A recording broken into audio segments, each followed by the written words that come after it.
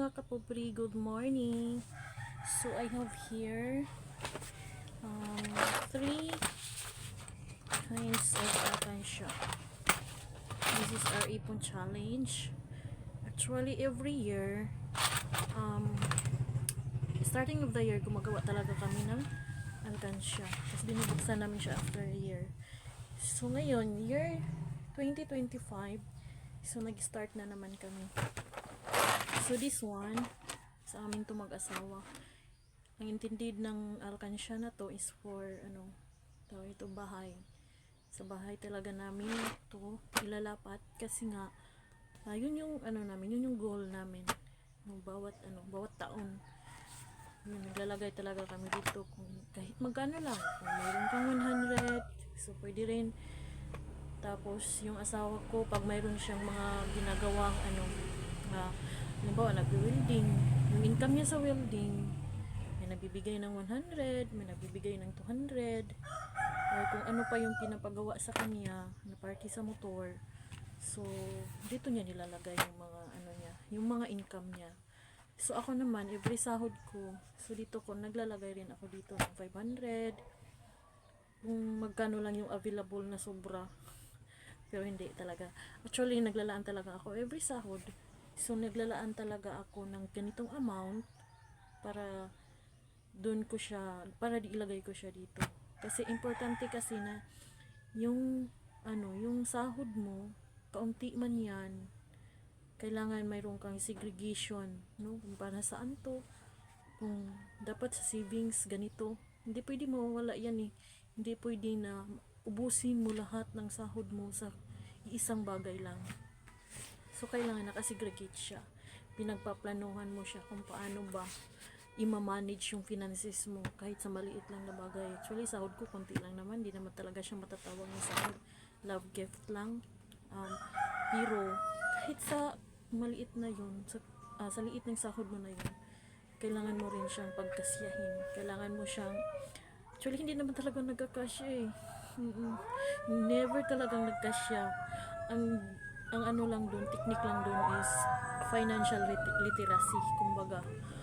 So yun yung kailangan nating gawin, no?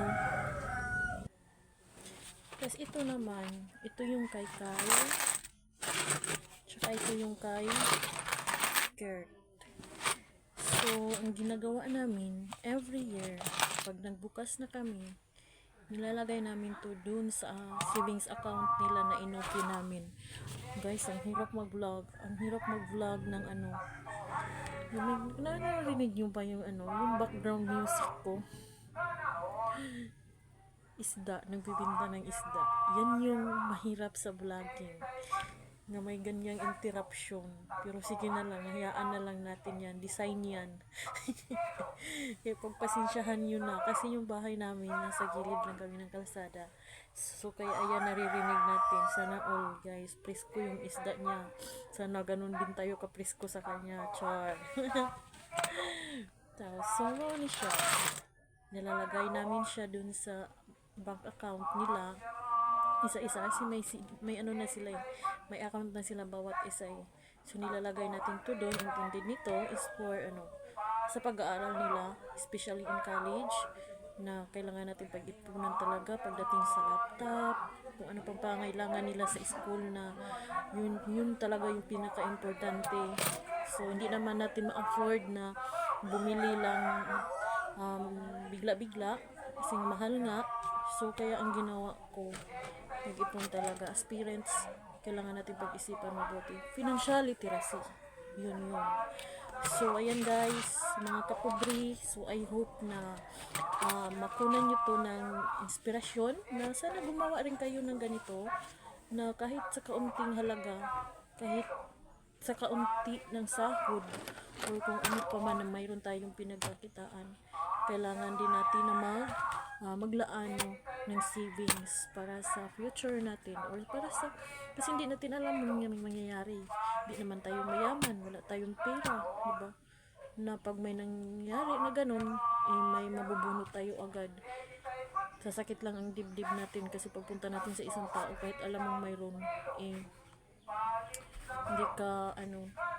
hindi ka yung tinatanggihan ka, yun yung feeling. Kaya mas maigi na yung may ipon ka kahit paunti-unti, di naman mahalaga na malaki. Ang importante sa paunti-unti na yun, sa maliit na kita na yun, sa maliit na ipon na yun, pag pagsasamahin mo, lalaki at lalaki din yan, lalago at lalago din yan. So ayan mga kapobrig, God bless us all. And I hope may natutunan kayo, na na-encourage ko kayo, no, na nakapag-share ako sa inyo kung paano nga ba mag-ipon. So, financial literacy lang mga kapobre. God bless and good morning.